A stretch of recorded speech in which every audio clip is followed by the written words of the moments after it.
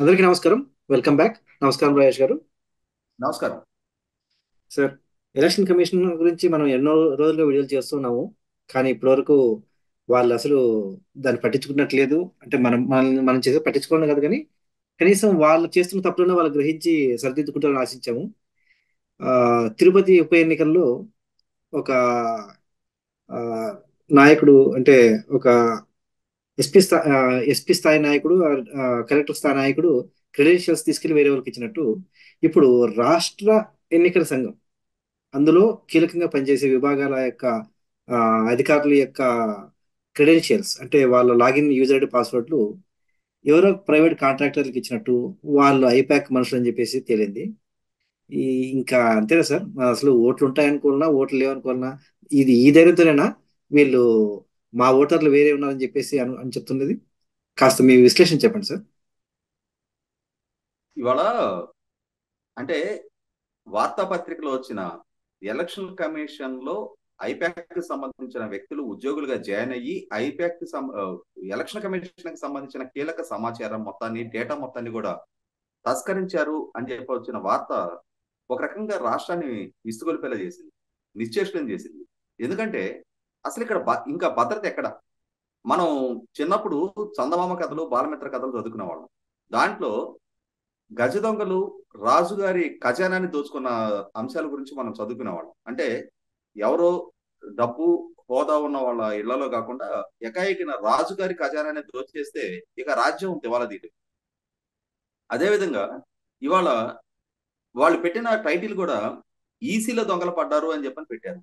నా ఉద్దేశం అయితే ఈసీలో దొంగలు పడటం కాదు, దేశంలోనే దొంగలు పడ్డారు.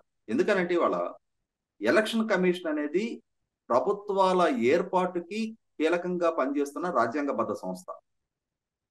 ప్రభుత్వాల ఏర్పాటు అంటే పాలకులు పాలకులు చేతిలోకి ఇవాళ రాష్ట్రం వెళ్తున్న సందర్భంగా 5 సంవత్సరాల కోట్ల మంది ప్రజల భవిష్యత్తుని నిర్దేశించే పాలకుల ఎంపిక ఇటువంటి దొంగతనాల వల్ల, నీతి బాహ్యమైన చర్యల వల్ల వాళ్ళ అధికారాన్ని దక్కించుకోగలుగుతుంటే రేపు రోజున 5 సంవత్సరాలు ఆ రాష్ట్రంలో దొంగలు పడినట్టే, రాష్ట్రాన్ని నిలువున లూటీ చేసినట్టే.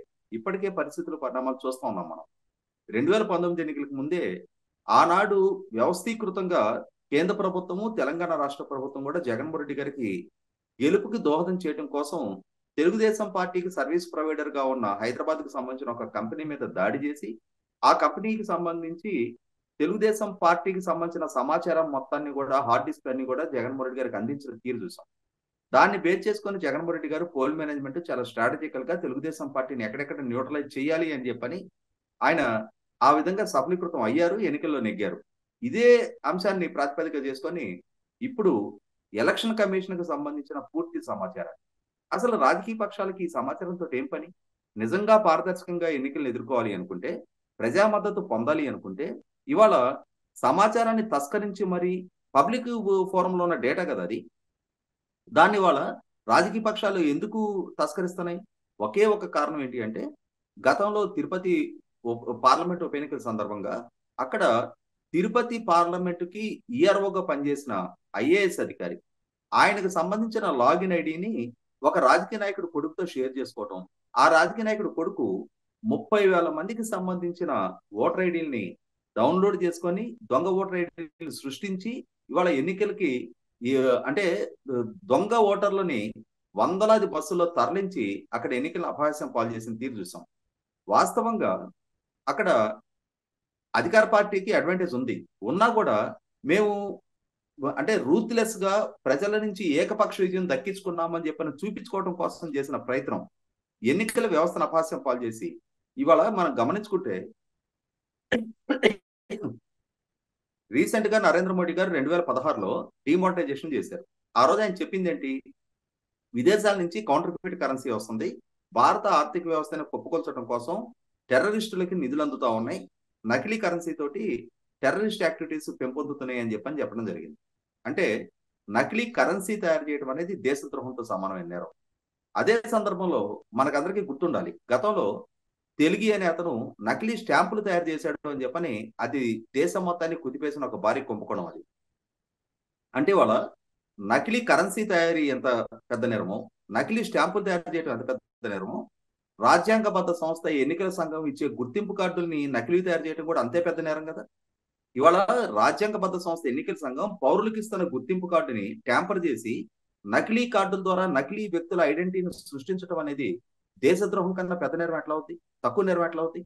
100కి 100 అంత పెద్ద నేరానికి పాల్పడిన సహకరించిన ఐఏఎస్ అధికారిని సస్పెండ్ చేశారు. కానీ ఆ పాల్పడిన రాజకీయ నాయకులు ఎవరు? ఆ విధమైన నీచమైన నీతి బాహ్యమైన చర్యలకి పాల్పడిన దిగజారిన ఎన్నికలను అపహాస్యం పాలు చేసిన ఆ నాయకులు తెలియలేవు. ఎందుకని వాళ్ళని అరెస్ట్ చేసి జైలుకి పంపించే ప్రయత్నం చేయట్లేదు? అసలు ఆ నాయకులు కానీ వాళ్ళ కుటుంబ సభ్యులు కానీ ఎన్నికల్లో పాల్గొనకుండా డిస్క్వాలిఫై చేసేసి ఒక్కరికైనా సరే అటువంటి శిక్షార్హంగా చేసినప్పుడు 100కి 100 మరొకరు అటువంటి సాహసం చేయడానికి ముందుకు రారు కదా, ఇటువంటి దుస్సాహసానికి ఒడిగట్టరు కదా. కానీ ఎన్నికల సంఘం ఎందుకో కొంత ఉదాసీనత ప్రదర్శిస్తుంది. అధికారుల మీద చూపించినంతటి శ్రద్ధ, ఆ మాత్రం చర్యలు నాయకుల దగ్గరికి వచ్చేటప్పటికి ఉపేక్షిస్తున్నారు. ఇవాళ ఒక రాజకీయ పార్టీకి సంబంధించి సర్వీస్ ప్రొవైడర్ గా ఉన్న ఐపాక్ అనే సంస్థ నుంచి ఆ సంస్థ సంబంధం ఉన్న ఇరువురు ఉద్యోగులు ఇవాళ ఐటీ మేనేజర్ హోదాలో ఎలక్షన్ కమిషన్ లో చేరి ఆ చేరిన వెంటనే ఆ ఎలక్షన్ కమిషన్ కు సంబంధించిన పూర్తి సమాచారాన్ని తస్కరించి 2 నెలల్లో ఉద్యోగానికి మానేశారు అని అంటే అది ఎంత పెద్ద నేరం. ఇవాళ మనం వివిధ విభాగాల్లో ఐఎస్ఐ తోటి అటాచ్డ్ గా ఉన్న వాళ్ళు ఐఎస్ఐకి సర్వీసెస్ అందిస్తున్న గూఢచారుల్ని మన భద్రతా విభాగాలు పట్టుకుంటా ఉంటాయి. దేశానికి సంబంధించిన రహస్యాలను చేరవేస్తున్నారు విదేశాలకి అని చెప్పని. ఇవాళ దానికి దీనికి తేడా ఉంది. ఇవాళ రాజ్యాంగబద్ధ సంస్థ ఎలక్షన్ కమిషన్ కి సంబంధించిన సమాచారాన్ని తస్కరించడం అనంటే 100కి 100 రాజ్యాంగానికి ద్రోహం చేసినట్టే. ఎన్నికల వ్యవస్థని అపహాస్యం పాలు చేస్తున్న ఎన్నికల సంఘాన్ని దోచేశారు అనంటే అంతకన్నా పెద్ద నేరమే ఉంటుంది. అసలు మొట్టమొదట ఆ వ్యక్తులను ఐడెంటిఫై చేయాలి, వాళ్ళని అరెస్ట్ చేయాలి, వాళ్ళని ఈ పనికి ప్రోత్సహించిన వ్యక్తులు ఎవరో కూపీలాగాల్సిన అవసరం ఉంది.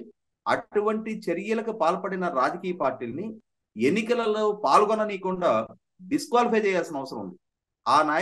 ఆ పార్టీలకు సంబంధించిన నాయకులు కూడా ప్రజాక్షేత్రంలో ప్రజాప్రతినిధులుగా ఎంపిక కానిచ్చే అవకాశం లేకుండా డిస్క్వాలిఫై చేయాల్సిన అవసరం ఉంది. ఆ దిశగా ఎలక్షన్ కమిషన్ కఠిన చర్యలు తీసుకోవాల్సిన అవసరం ఉంది. లేని పక్షంలో ఎంత పెద్ద నేరానికి పాల్పడినా, ఎంత పెద్ద వ్యవస్థని అపహాస్యం పాలు చేసే ప్రయత్నం చేసినా, ఇవాళ రిజర్వ్ బ్యాంకులు, సుప్రీంకోర్టు, ఎలక్షన్ కమిషన్ ఇటువంటి వాటిని కూడా ఇవాళ అంటే కనీసం కట్టుదిట్టమైన భద్రతా చర్యలకి ఆస్కారం లేకుండా ఎవరైనా వాటిలో జొరబడచ్చు, ఏ సమాచారాన్ని తీసుకోవచ్చు అనే అటువంటి విశృంఖలత్వాన్ని ప్రదర్శిస్తున్నప్పుడు 100కి 100 ఎలక్షన్ కమిషన్ చాలా కఠినంగా వ్యవహరించాలి. ఇప్పుడు ఈ అంశం ఇవాళ ప్రజాబాహుళ్యంలోకి వచ్చింది. ఇవాళ 10 మందిలో చర్చనీయాంశంగా మారుతుంది. ఈ సందర్భంగానైనా సరే ఎలక్షన్ కమిషన్ సుమోటోగా కేసులు నమోదు చేయాలి. ఆ అసలు పాత్రదారులు ఎవరు, అసలు సూత్రధారులు ఎవరు అనేది నిగ్గుదేల్చాలి. దీని వెనకున్న ఎంత పెద్దవాళ్ళైనా సరే అటువంటి వాళ్ళని ఎన్నికల వ్యవస్థ నుంచి దూరం చేసినప్పుడు, ప్రజా జీవితం నుంచి పీపుల్స్ రిప్రజెంటేషన్ యాక్ట్ లో కఠినమైన అమెండ్మెంట్స్ తీసుకొచ్చైనా సరే అటువంటి వాళ్ళ మీద చర్యలు తీసుకున్నప్పుడు మరొకసారి వీళ్ళకి మీద చర్యలు తీసుకుంటే వాళ్ళ భార్యల నుంచే పెట్టో లేదు వాళ్ళ కొడుకుల నుంచే పెట్టే ఆస్కారం లేకుండా అవసరమైతే ఇటువంటి దేశద్రోహ చర్యలకు పాల్పడిన వ్యక్తులు గాని వాళ్ళ సర్వీసెస్ వాడుకున్న రాజకీయ పార్టీలు గాని అవసరమైతే ఎలక్షన్ వ్యవస్థ నుంచి పూర్తి శాశ్వతంగా బహిష్కరించే దిశగా చర్యలు తీసుకోవాలని డిమాండ్ చేస్తా ఉన్నాం. ధన్యవాదాలు సార్. మరి మనం రిక్వెస్ట్ చేయడమే కానీ ఎలక్షన్ కమిషన్ అంటూ ఒకటి ఉందో మరి అది ఉందో పడుకుందో తెలియదు. ఎలక్షన్స్ ఇంకా రిజల్ట్ ఇంక ఎలక్షన్స్ అన్న ధ్యాస కూడా లేకుండా ఈ సమయంలో కూడా వాళ్ళ ఐడీని వేరే వాళ్ళకి ఇవ్వడం అనేది చాలా దారుణమైన విషయం. చూద్దాం సార్, ఈ రాష్ట్రాన్ని ఈ దేశాన్ని ఎవరు కాపాడతారు. ధన్యవాదాలు సార్.